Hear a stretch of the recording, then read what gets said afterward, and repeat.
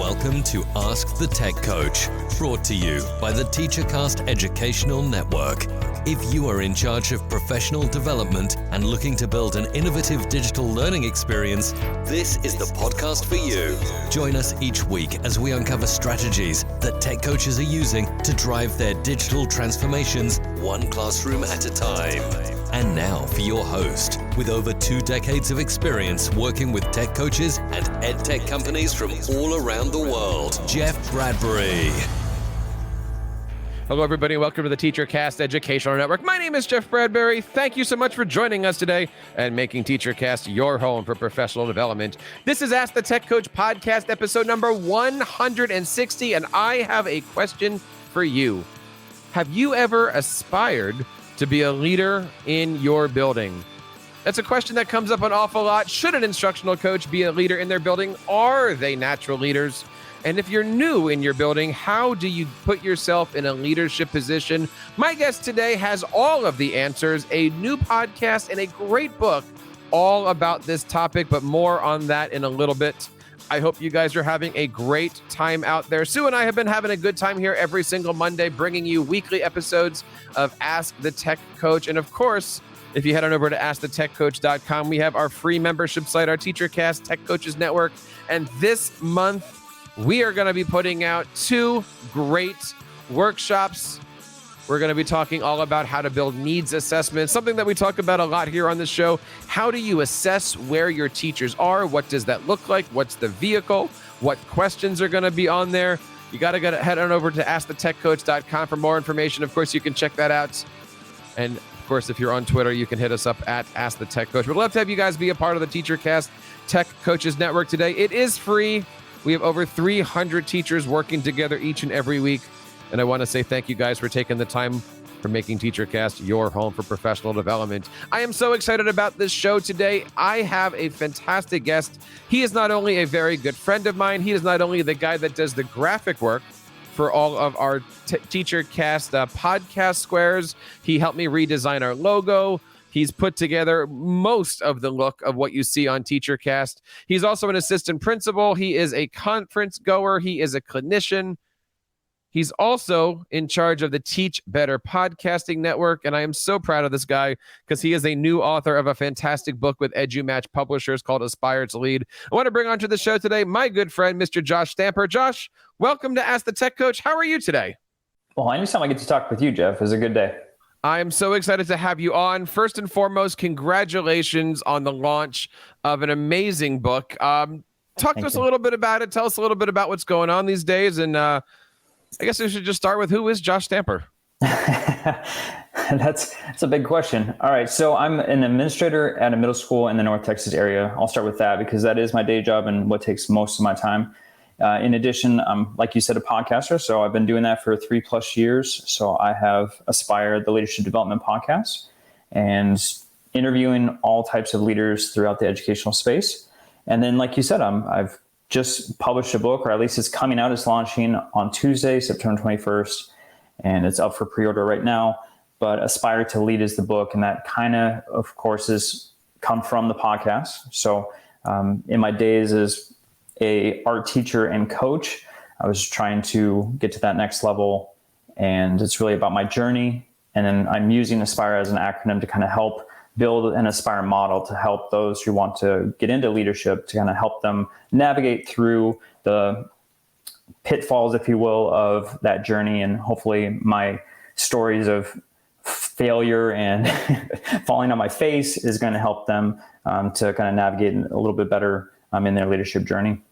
Well, as you said, the book is available. We're going to make sure we have links all over the place. This is Ask the Tech Coach podcast, episode 160, and we're going to make sure that you guys have access to all this stuff. Josh, it is a great book, easy to do. What's it like working with EduMatch? They were your publisher. Yeah, Sarah Thomas is amazing. She's fantastic, as you know. And yeah, they gave me a lot of creative space. I mean, honestly, there wasn't a whole lot of pushback. I had a vision, and from day one, they supported that vision all the way through to the very end. So much so that I even got to create the cover. So, that I got to design. And like I said, throughout the entire process, they have embraced the Aspire model and everything from it being absolutely bare bones to the very end. The editorial process, the focus group that was built. I mean, the whole process was pretty seamless. So I loved working with EduMash. Today, we're going to talk all about leadership. And, we've got tech coaches, instructional coaches listening to this show, and many of them have brought up this subject in our Tech Coaches Network. Am I, as an instructional coach, a leader? I think the answer is absolutely yes, but you're an administrator. What do you think? How do you see, as an administrator, the instructional coaching role? Are they building leaders? Are they classroom leaders? Where would you see instructional coaches in your realm? Absolutely, Jeff. I'm right there with you. I think they are for sure leaders and a vital piece to campus, especially if the model is created correctly. So for instance, like on my campus in our district, we've changed our model of instructional coaches where they're no longer teaching in the classroom with students. They are there to support the teachers. And as an administrator, I would love to say that I have immense time to get into classrooms and to help teachers every single day with their instructional practices, but that really is not the reality. And so as assistant principal, a lot of times I'm working with other facets of the job and things that don't involve the classroom at all, right? So having an instructional coach is wonderful as far as my piece, because I feel like it's someone that the teachers know that it's not about an evaluation. It's there to really help them in their skills. And that's what it's really about. And so for me personally, I think, yes, any educator is a leader, for one. I want to let the audience know that. But an instructional coach is, and if it's done right, is a vital piece to the success of student learning. We get the question a lot of what should be on a tech coach's resume. And of course, we say tech coach, instructional coach, kind of the same thing. But more and more, as I work with coaches, I'm encouraging them to not just put their Google level 1 badges, but show me that you're a leader. Show me your leadership things. What are the projects that you've worked on? I know that's hard sometimes for coaches who might be looking for their first coaching job, but even as a teacher, you're doing leadership type things. Yep. Why is it important for a coach to be focusing on leadership, not just those ed tech badges? Yeah, I think you make a great point. I think, everyone needs to have evidence, because you never know where your educational journey is going to go, right? Mm-hmm. When I first started, I thought maybe I'll coach someday. I never thought in a million years I'd be an assistant principal. So for me, as I was going, I still wanted to have evidence of the skills that I was building upon. And I think you make a great point there with the tech coaches, our instructional coaches. In fact, our tech coach is housed in the exact same space as our instructional coach, because we feel that so strongly, just like you, that they are a vital piece of the instruction also. So, that is one family there that needs to have those conversations. They can provide maybe a little bit different aspect of things where they're bringing in some of the technology tools to enhance the instruction, but he's providing just as many instructional skills as our ICs. So although on our district and our building, those are a little bit different in their roles, we see it as one. So I think just for everybody, they need to understand that they need to have evidence of all of the things that they're doing, regardless of their title.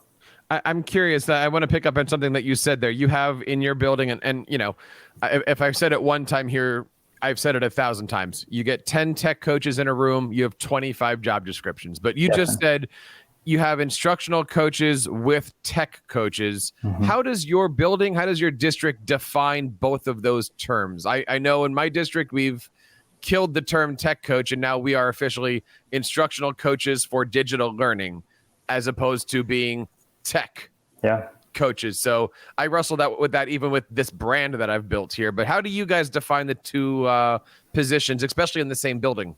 For sure. And I think it gets muddied. Like you said, I mean, we try and delineate those responsibilities and shift that mindset with our teachers, because originally that position was working with the technology as hardware, right? So if I had an issue with my computer, I would call the tech coach to come and fix it. And so now it's no longer that piece. We have that as an additional position now. And now this person is for the instruction. So that opens up another question, but but continue down that one.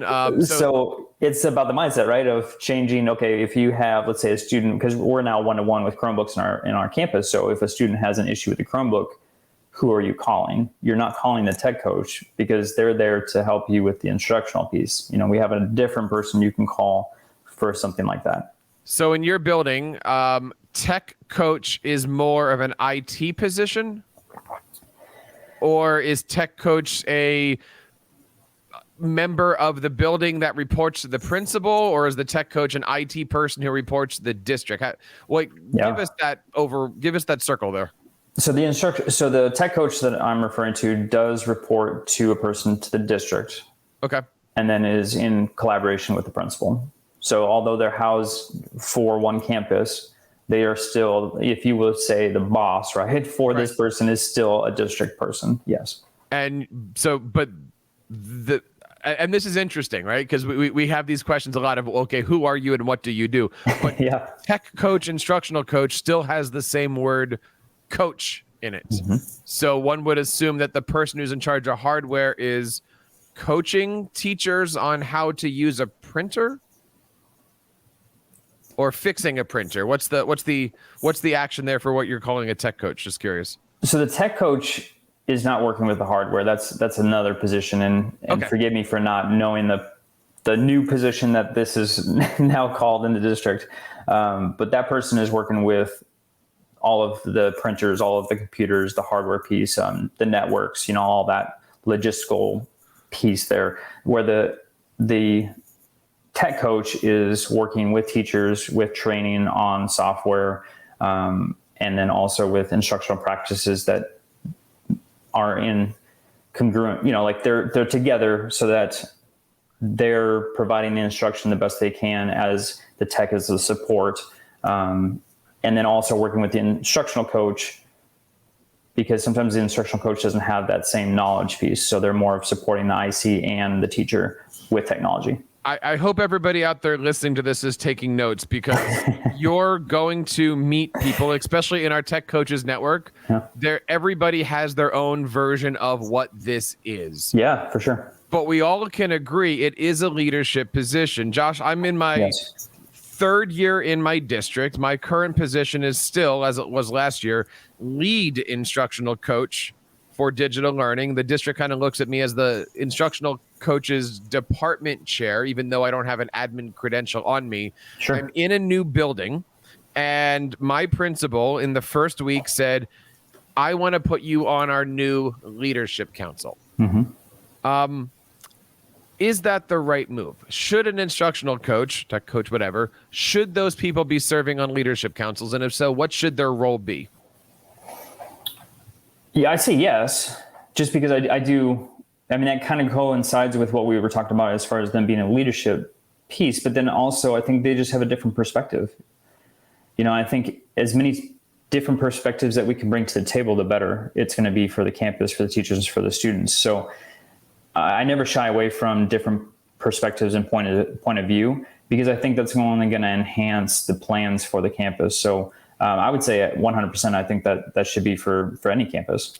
I find that the role that I'm trying to put into myself is chief listener. It's easy for me, and as other coaches, the principal says, what do you want to do? And, it's easy for the hand to go up and say, we need to move in this direction. Mm-hmm. It's harder to sit back and see the teacher's answer, or the teacher's squirm, or the teachers have those discussions.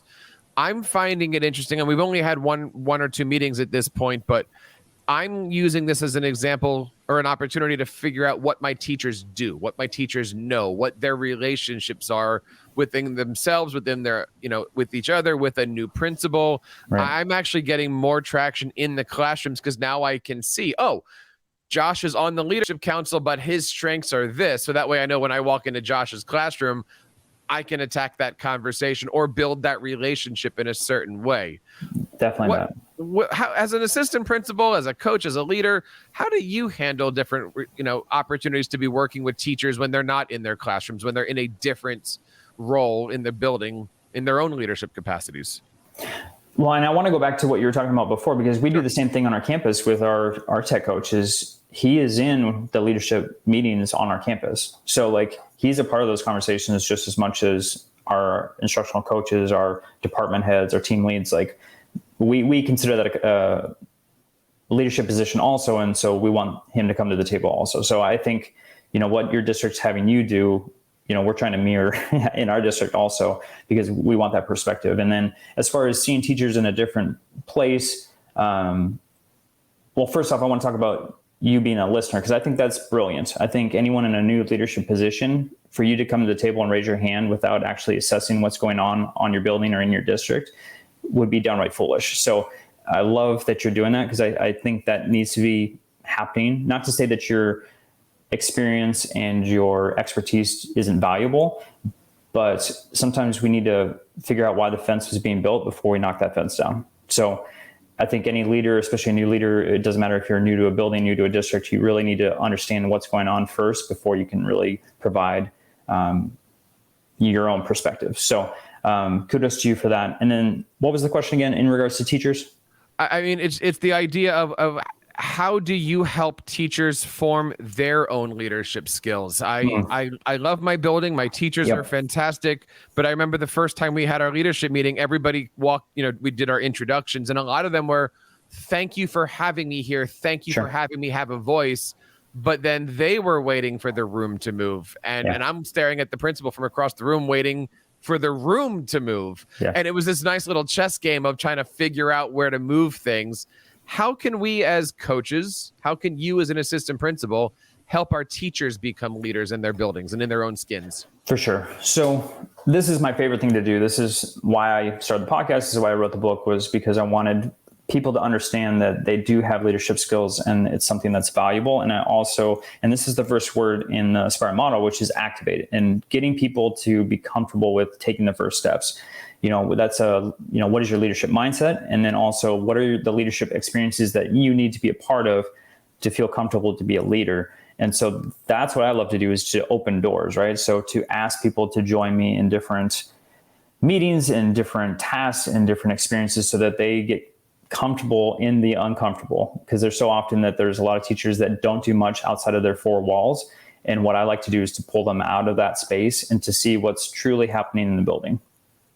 The next thing that you mentioned is the S, which is support. Yes. And as a newbie to this building, I'm constantly reminding myself. And in fact, every time I have a scratch paper or I'm in these meetings, I just sit back, ask questions, then contribute.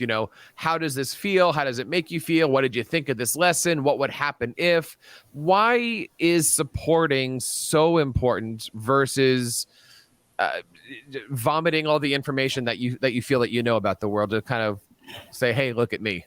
Yeah. So support is the most important word, I think, in the acronym. Without the leadership experience of mentors in my life, I would not be here with you today, Jeff. So I think finding someone that has done it before and learning and asking those important questions is so valuable. We don't know what we don't know. And so a lot of times we put our foot in our mouth, or we make a decision that we shouldn't have made because we don't have the information and we didn't ask those important questions. So I think if you don't have that on your campus, if you can't find the person that's going to be the best support system for you, then you might need to look somewhere else. You might need to look at a neighboring school, a neighboring district, a neighboring leader in a state to make connections to find how to learn to be that leader that you want to be before you get to that spot. That's so important. Say that one more time, because I'm looking at this whole conversation from, and we've known each other for a long time. In my previous position, I was the coach, K-12, and now I'm one of 7. And that kind of goes with the P of persevere, of you're going to need support. You know that there's going to be days that you're going to be winners. You know that there's days that are going to be, oh my goodness. You can't go to your principal sometimes and say, this didn't work. You hope you have those conversations. You hope you have that support at some point, but you expect, you can't, I can't walk into my principal and go, yeah, they beat me up today. That doesn't always work. So support and persevere. Wrap that one up one more time. This is just so important, Josh. Yeah. So I think you make a great point as far as like the connection piece, right? We need to make sure that we have a community of people that are safe spaces for us, because you're right. We're going to fail. We're going to fumble in our jobs, and that's okay as long as we work through that, persevere, and find the correct solution.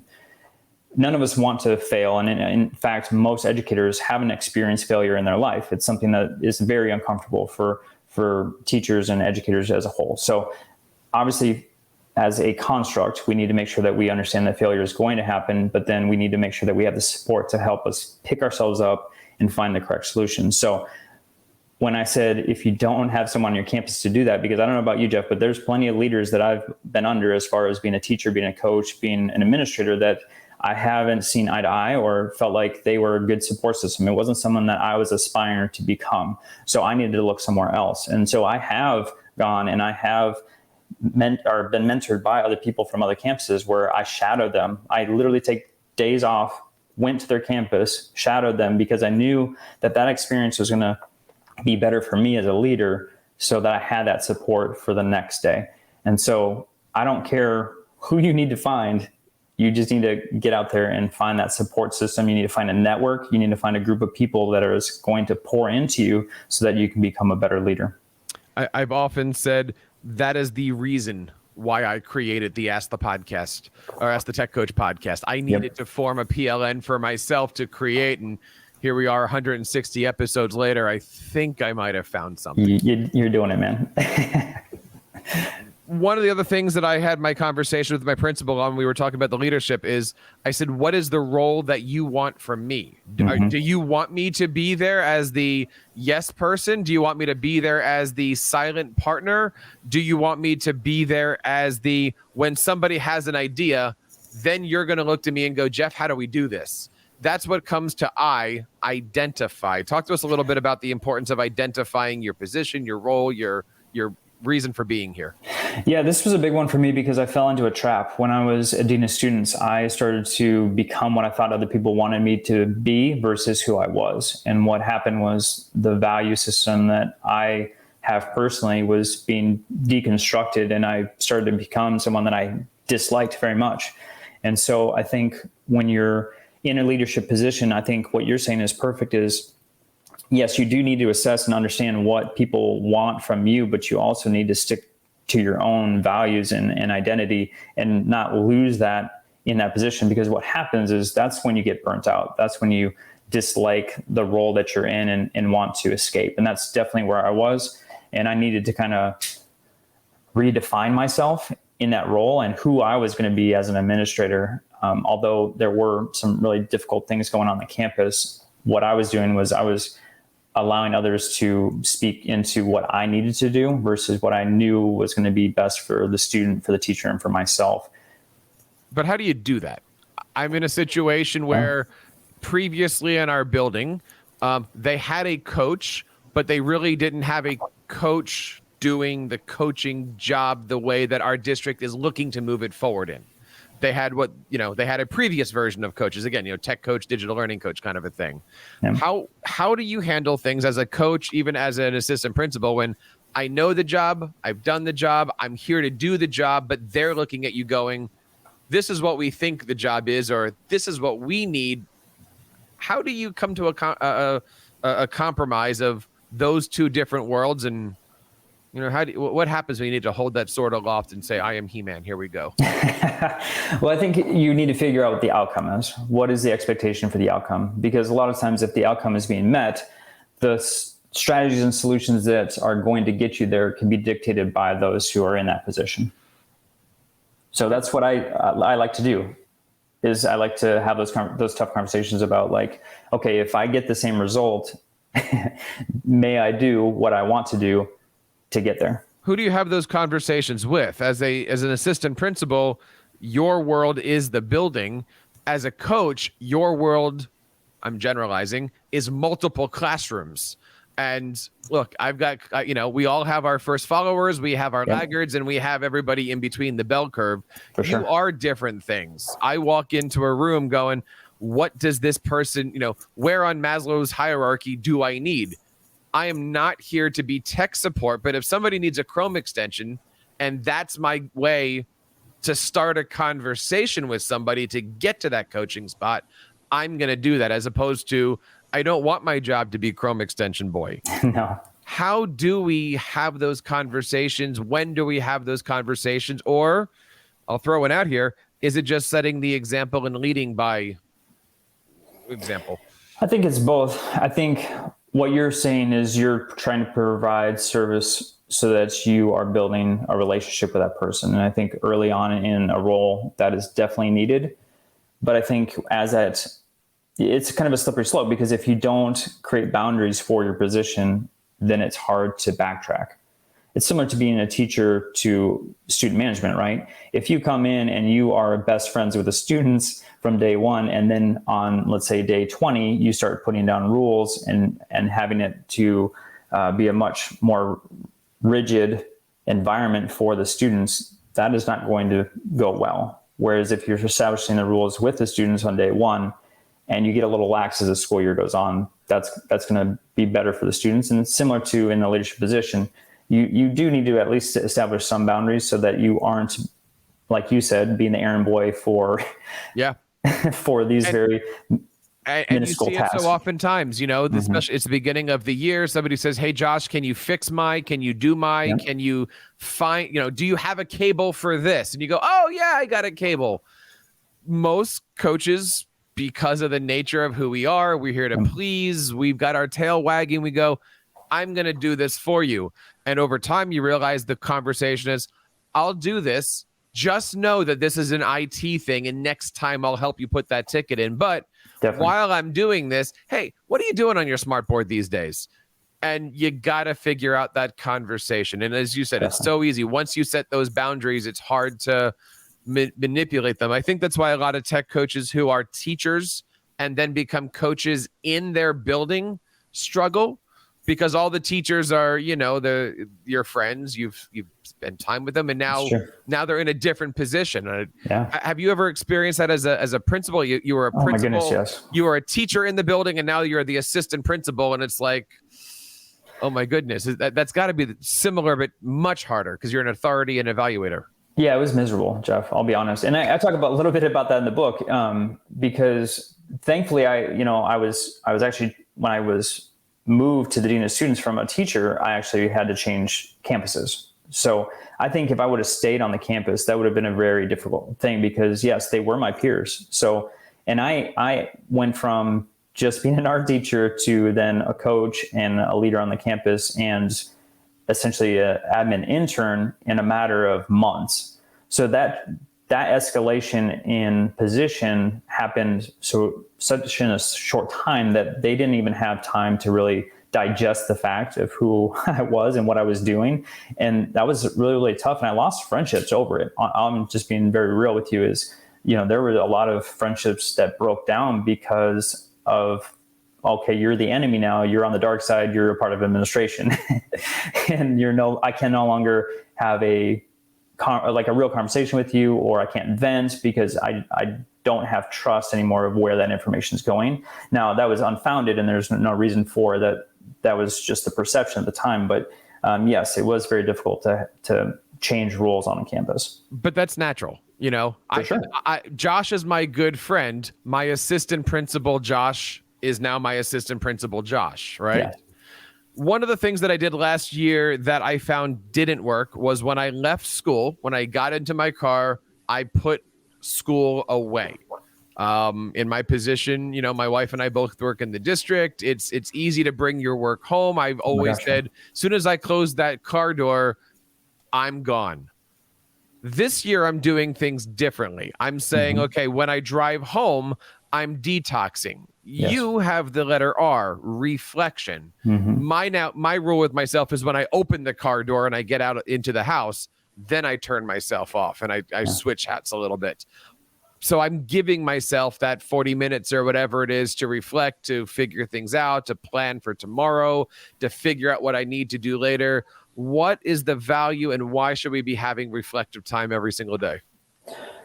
Well, first off, Jeff, that's a beautiful strategy that you use. And I think for mental health in general, I think that's so huge. The reflection piece is, and this kind of hit me with a speaker asked the crowd, how much time do you spend a day reflecting on the decisions that you make? And this was for a room of administrators. And when I sat there, I started to feel guilty because I was thinking, and this was prior to the podcast, that I didn't really spend a whole lot of time reflecting. And why was that? Because obviously as an educator, no matter your role, you're making thousands of decisions a day, and does not actually take some time and reflect on what was going on and the reasoning behind that, and if it was successful or not. That sounded like a terrible practice. And so for me, I wanted to do a better job of doing that. So obviously the podcast is a huge piece of that. The other is writing blogs, or obviously the book was a huge piece of reflection for me. So drawing, sometimes I can't find the words that I need. So I am, from my former art space, right, I need to just draw and kind of work through my mind what it is that that's really bothering me, right? And then as far as the communication piece, that comes with a community, right, that we talked about, that support is finding a group that you can at least, bounce some things off. My admin team, and some other folks, in the Aspire Voxer group and things, like last year, especially with the pandemic, we were doing things, changing things on a dime every single day. And I needed people to bounce off of, is this what you're seeing on your campus? Is this what you're doing? And even though they may be 5 states away, they're still experiencing the same thing I am. People are people. Education to education. There might be some minor details, like you said, an instructional coach looks so different around the country, but for the most part, as far as the strategies and the ways that they're practicing, I can still gain quite a bit from them. And I'll be honest, I've adopted plenty of things where I've stolen from other administrators around the country because they found success in that. So why wouldn't I use that myself? And I wouldn't have done that without a reflection process. Talking today to Josh Stamper, author, assistant principal, great friend of TeacherCast, and creator of all of our graphics. The book is called Aspire to Lead. Yeah. Going through all the different spots of this, what do you hope somebody gets out of this book when they read it? I hope that they see that they have an opportunity to make a great difference. And I say that because I feel like I've had a lot of failure in my life, and I'm still able to hopefully inspire and make a difference in the lives of others. And I want other people to realize just the power that they possess. And no matter where they are, I've heard so many times on my podcast, I'm just a teacher, I'm just and fill in the blank, right? Instructional coach, whatever. And they diminish what impact they have. And I want folks to understand that they have so much strength and ability to make a difference in so many people's lives. And so hopefully that comes across in the book with the stories that I provide in the Aspire model. But the main thing is I want them to make sure that they're creative every day, that they're passionate, and they're able to persevere through hard times.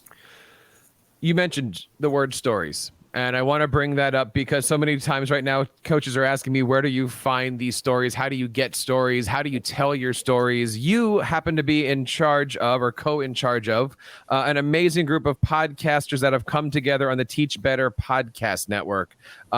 They're telling awesome stories. Talk to us a little bit about Teach Better, the Teach Better podcast network, and some of the shows that are on there that coaches can enjoy. Oh my goodness, we're up to 30 podcasts now. So I feel bad if I forget anyone, but Jeff Bradbury, of course, is one of those amazing podcasters on the network. And so if you go to teachbetter.com/podcast, you'll find all 30 of those podcasts. And the idea behind the podcast network is I wanted a place for folks to go, regardless of where you are, whatever you're experiencing, and you can find something for you. And so myself, like in my reflection, every single day when I'm driving to school, I'm putting on a podcast from that podcast network to find some sort of inspiration, or it might be just trying to learn about something. If I'm struggling with, a tech problem, or if maybe it's how do I work with first year teachers in this situation? Or maybe it's I want to learn more about equity in schools. Whatever that topic may be, I know I can always find it in the podcast network. And so I love the educators that we have on there because it is so vast, and it's people around the country. It's not even in the United States, which is fantastic. As far as the Teach Better team, that's a totally different thing. We are providing service all kinds of ways. We've got our speakers network, we've got the podcast network, we're providing PD, anything that you need as far as professional development, inspiration. I mean, there's networks, there's Facebook groups. I mean, talk about a community. If you need a community, find the Teach Better team. They will do wonders for you as far as connecting you with others that are within similar roles. If you're looking for mentors, coaches, whatever it is that you need in your life to be successful in education, the Teach Better team can do that for you. The hashtag to follow on that is TB Podcaster, or you can always follow hashtag Teach Better. If you're looking for great shows, you have things like Teacher Leader Podcast, Rethinking Learning Podcast with my good friend Barbara Bray. You've, of course, got Ask the Tech Coach. You've got, Small Bites Podcast, the Principal Leadership Lab, and, of course, one of my favorites, Teach Better Talk with our good friends Jeff and Ray. Lots of great stuff over there. You can find it out over on teachbetter.com/podcast. And, Josh, I'm in this leadership program right now. I'm starting my journey for an EDD, something I never thought that would even be a thing in my world, but I'm starting it, and I'm starting to look at things a little bit differently. Yeah. And the last part here is that execution, right? Putting all these things together, you're doing it, you're activating it, you're finding support, you're persevering, you're got your identity, you're reflecting. But when it comes to executing it, that's where so many coaches stumble. Yeah. They're not sure what to do. They might not have the authority to do. They might find it easy to execute in one classroom, but not in 14 others because of a myriad of reasons. Talk to me about execution. Yeah. Why, how, what advice do you have? It is the biggie here. Actually doing what you're planning to do and doing it as successful as possible. Yeah, I think so often, especially in education, we like to gather information. And so we gather all these different things on social media through, our professional development. And then we talk to people about our plans, but then that execution piece just gets left by the wayside. And sometimes that's due to fear, due to support. I mean, there's a lot of different variables there, but in this piece, I wanted folks to understand, like, you have done so much work already and you've learned so much, and you have to take that next step and actually do something and not be afraid of failure, not be afraid of pushback, because regardless, it's going to happen, especially when there's change. We all know in education, any sort of change, you're going to get pushback regardless of who's in the building. Even sometimes our best teachers and the ones that are so passionate about new initiatives still sometimes will push back on change. And so we have to understand that, and we have to at least start the action plan of what we've built and not be afraid, but then, of course, learn through that experience of, is there a way to make it better? Bringing people to the table. But I wanted to give like actionable steps for folks to be able to execute after doing so much work on the back end.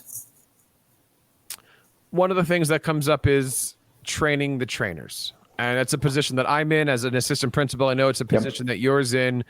What advice do you have for anybody out there who's in that train the trainer world? I know we all call ourselves consultants. That's the big C word out there, but really there is an art to training coaches to do this type of thing. Without saying, subscribe to my podcast, how do I help train those trainers out there so that way they can become successful in their departments? I think the main thing is not solving problems for them. I mean, teaching how to ask the appropriate questions to get the other person on the other side of the table to get to the solution on their own. I think it's so easy, especially because our time is so valuable as leaders. It's just easier and quicker to solve the problem and to move them on. And it takes way more effort, way more time to sit there and to ask question after question to get that person to walk through the issue that they're having and find the solution that's going to be best for that department. And I think, when you're training a trainer, you definitely need to help them understand why it's valuable to go through that process. The book is called Aspire to Lead. The podcast is amazing. You can find all of his great stuff over on joshstamper.com. Josh, you've always been supportive of TeacherCast. That's why I love working with you. If anybody out there is looking for podcast graphics, second to none, definitely check him out over there. You can find him on Twitter at Joshua_Stamper.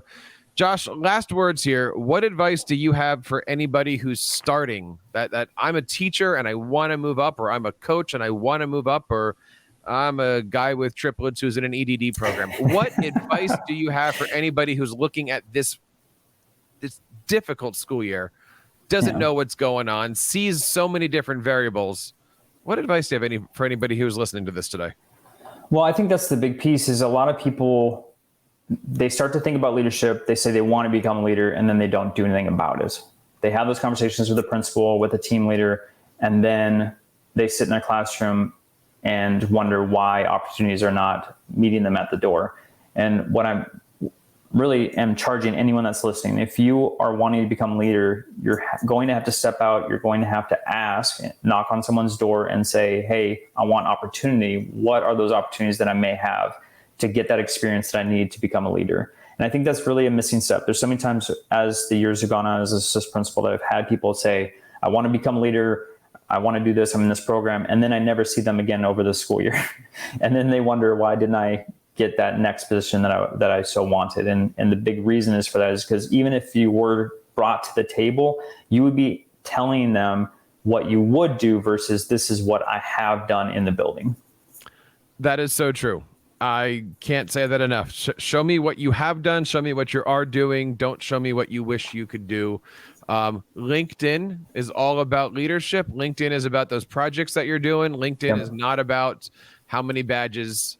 At this point, we kind of all have those badges. It's just a matter of what are those things that you can do to help move that needle. Josh, I want to say thank you so much.